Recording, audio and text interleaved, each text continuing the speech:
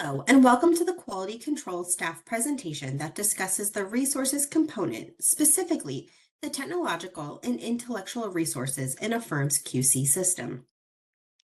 My name is Lynette Kleindunst, and I'm an assistant in the PCAOB's Office of the Chief Auditor. Today's staff presentation is one in a series of staff presentations that address the requirements of QC 1000, the PCAOB's new standard on quality control, which takes effect on December 15th, 2025. Given the intent of this staff presentation is to focus on certain aspects of only one of the components of the firm's QC system, we will not be discussing all of the nuances of the standard and related amendments. Therefore, I encourage participants to read the adopting release in order to gain a more complete understanding of the new standard and related amendments, and explore the other implementation resources that have been issued to date, including a staff presentation and staff guidance document that provide an in-depth overview of QC 1000 and guidance for firms about how to comply with the standard. All of this can be found on the PCAOB's website. Before we get started, I'll state our standard disclaimer. The views expressed are offered in my capacity as staff of the PCAOB's Office of the Chief Auditor, but they are my own and do not necessarily reflect the views of the board as a whole, any individual board members, or other PCAOB staff. In our staff presentation on the firm's system of quality control, an overview of QC 1000, we briefly covered 8 integrated components of the firm's QC system that are required to be included in a firm's design of its QC system. These components are consistent with other quality management standards and are presented on the slide. Today, we'll be talking about the resources component, the component circled on the chart in red. This component addresses the firm's processes for obtaining, developing, using, maintaining, allocating, and assigning the firm's resources to enable the design, implementation, and operation of the firm's QC system and the performance of its engagements. Resources include people, financial, technological, and intellectual resources, and resources from a network or third-party provider. In today's staff presentation, we are focusing on technological and intellectual resources. A separate staff presentation on people resources is also available on the QC implementation webpage on the PCAOB's website.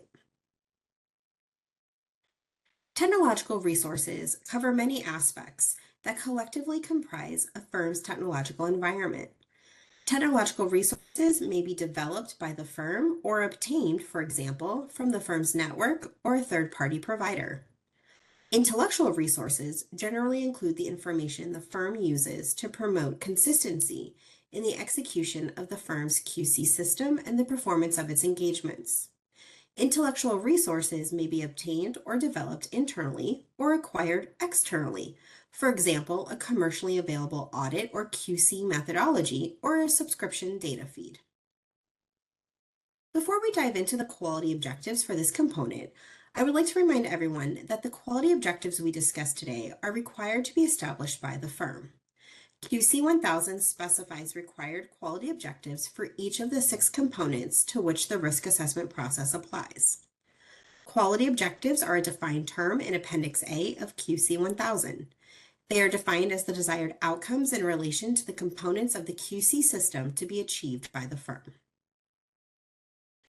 Let's start with technological resources. QC 1000 includes one quality objective related to technological resources, and that states that technological resources are obtained or developed, implemented, maintained, and used to enable the operation of the firm's QC system and the performance of its engagements in accordance with applicable professional and legal requirements and the firm's policies and procedures. This quality objective highlights that the proper use of technological resources in a manner that enables the operation of the firm's QC system and the performance of its engagements in accordance with applicable professional legal requirements and the firm's policies and procedures is the firm's responsibility. Technological resources generally include information technology applications, infrastructure, and processes. For example, firm processes to manage access to the IT environment, program changes, changes to the IT environment, or IT operations. The nature and extent of the use of technological resources differs across firms. For example, some audit firms are making significant investments in technological resources and expanding their use of technology-based audit tools, such as software used to perform data analytics or to access information from a distributed ledger. Some technology facilitates the operation of the firm's QC systems, such as monitoring individual financial investments for purposes of compliance with independence rules. The availability of off-the-shelf technological resources continues to evolve, leading to an increase in firms of all sizes employing technology to assist in operating their QC systems or planning and performing engagements. Since the technology environment is dynamic and the firm's use of technological resources will likely continue to evolve in the future, QC 1000 does not have any prescriptive requirements related to how firms address emerging technology. Firms will need to assess their quality risks based on the evolving nature of their use of technology. Certain quality risks may remain constant. For example, the risk that engagement teams obtain audit evidence using technology that has not been determined to be reliable, while other risks may be identified or based on the changing use of technology. For example, risks relating to service organizations might become relevant if a cloud-based application is deployed, or risks relating to algorithmic bias might be present if a firm develops software that uses generative artificial intelligence. In QC 1000, the quality objective related to intellectual resources is similar to the technological resources quality objective that I just described. Both objectives relate to resources being obtained or developed, implemented, maintained, and used to enable the operation of the firm's QC system and the performance of its engagements, in accordance with applicable professional and legal requirements and the firm's policies and procedures. Intellectual resources generally include resources that a firm makes available or requires the use of to enable the operation of the firm's QC system and the performance of its engagements, including, for example, the firm's policies and procedures, methodologies, guides, practice aids, and standardized documentation templates. Intellectual resources may be made available through a variety of media, including via written manuals or technological resources. For example, the firm's methodology may be embedded in the information technology application that enables the operation of the firm's QC system and facilitates the performance of the engagement. Intellectual resources may be obtained or developed internally or acquired externally. For example, a commercially available audit methodology or a subscription data feed. Regardless of how intellectual resources are acquired, the firm remains responsible for ensuring that they are fit for purpose and properly implementing and maintaining them. For example, if a firm acquired its audit methodology from a vendor, the firm is responsible for choosing a methodology and implementing it, including appropriately identifying risks and designing and implementing and operating appropriate responses to address such risks in a way that enables the firm's engagements to be properly performed. If a firm developed a methodology to direct the performance of its engagements in accordance with applicable professional legal requirements, and a new auditing standard was issued after that methodology was implemented by the firm, the methodology would need to be updated to properly address the new auditing standard.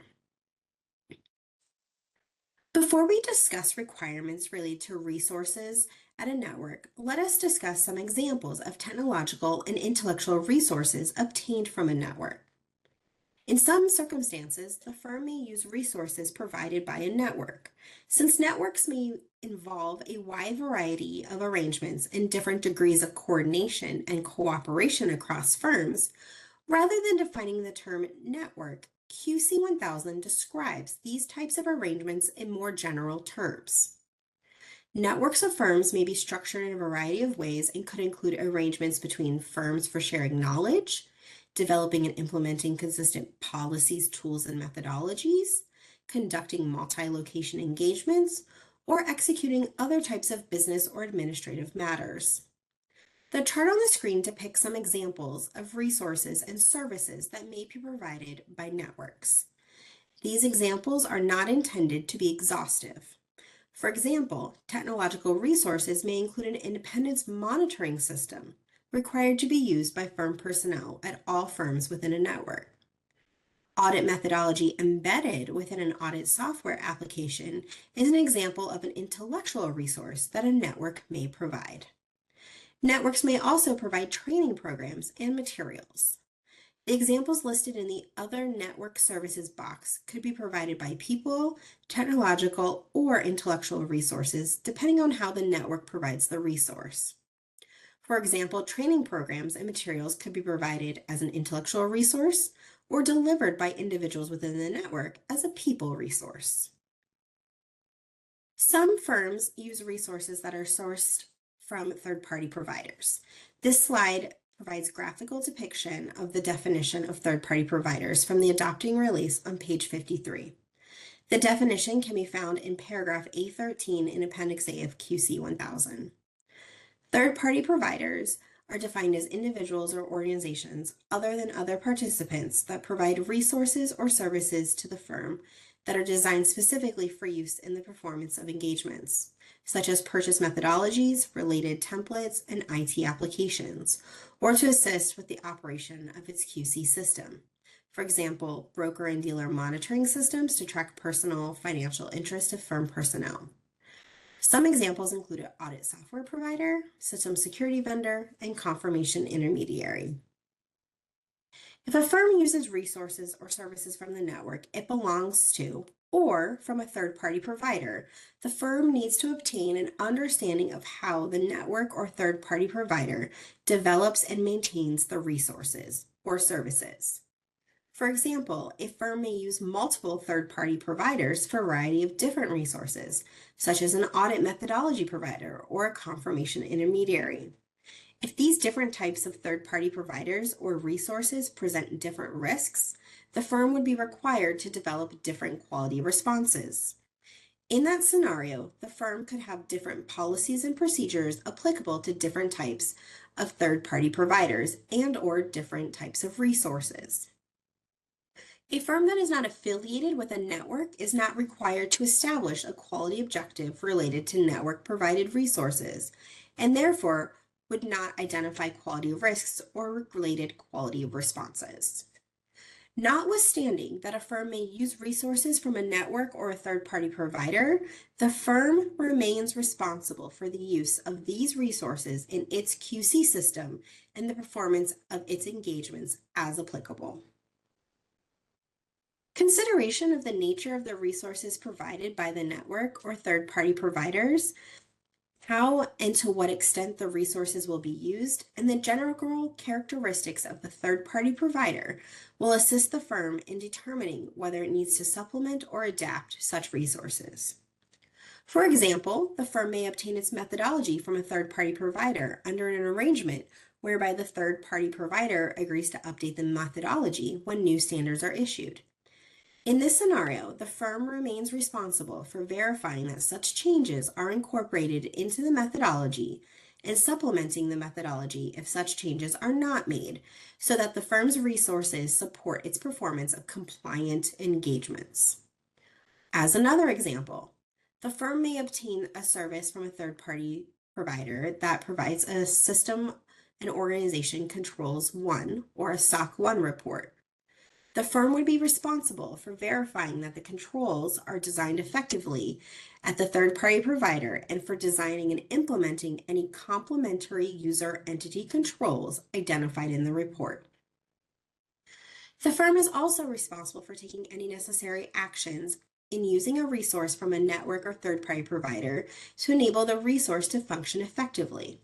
For example, the network or third-party provider may provide information related to the firm's restricted entities so that it can facilitate independence confirmations. In addition, if the firm discovered a problem with the design or operation of the resource, it may need to communicate such problems to the network or third-party provider so that the resource can effectively operate. Before we discuss the specified quality responses in the resources component related to technology resources, I'd like to highlight a few reminders about specified quality responses in general. In addition to the quality responses that firms design on their own through the risk assessment process, QC 1000 also includes specified quality responses. Specified quality responses are mandated policies and procedures that apply in some cases to all firms, and in other cases only to firms with larger PCAOB audit practices. These specified quality responses are not intended to be comprehensive. Consequently, the specified quality responses alone are not sufficient to enable the firm to achieve all established quality objectives. Firms are required to include their own quality responses as well. Both the specified quality responses and the quality responses the firm designs and implements on its own are critical in addressing the firm's quality risks. One last important point is that designing and implementing appropriate quality responses, that is, the firm's policies and procedures, standardize the firm's actions and can help a firm to consistently comply with applicable professional and legal requirements. The quality objective in paragraph 44H provides that technological resources are obtained or developed, implemented, maintained, and used to enable the firm's QC system and the performance of its engagements as part of the firm's quality response to this quality objective. The firm's technological resources should also have the characteristics described in paragraph 51. I'm going to talk about these characteristics next. The firm's policies and procedures should address its technological resources having the capacity, that is, the resource requirements for the necessary output. Integrity, which is guarding against improper information modification. Resiliency, which is the ability to operate and recover under adverse conditions. Availability, which is ensuring timely and reliable access to and use of information. Reliability, which is the ability to function consistently. And lastly, security, which is protection against intentional subversion. These characteristics enable the ongoing operation of the firm's QC system and performance of its engagements and provides additional direction related to technology. There is no requirement to separately address each individual characteristic as it relates to each specific resource in identifying quality risks for the quality objectives that cover technological resources. Also, not all technological resources used by the firm fall within the scope of QC 1000, but only those that are used in the firm's QC system and its work on PCAOB engagements.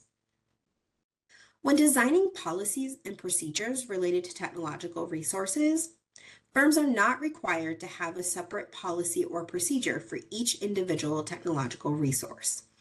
Instead, based on the nature and circumstances of the firm, a firm might group similar technological resources, such as purchased software and internally developed tools, if these resources share common functions or characteristics. For example, a firm might group technological resources subject to the same approval process based on purchase or development cost thresholds under a single policy. In another example, a firm might decide, based on the nature and circumstances of the firm, to group technological resources based on their purpose within the audit process. For example, audit methodology platforms, data analytic tools, confirmation tools, or engagement collaboration platforms. Firms might also find it helpful, based on the nature and circumstances of the firm, to group technological resources when performing its QC risk assessment procedures, because groupings might have similar quality risks and quality responses. Please note that QC 1000 does not have any specified quality responses devoted solely to intellectual resources. Before we wrap up today's staff presentation, I just wanted to remind everyone of our QC implementation webpage located on the PCAOB's website. We continue to update it as we develop additional implementation resources.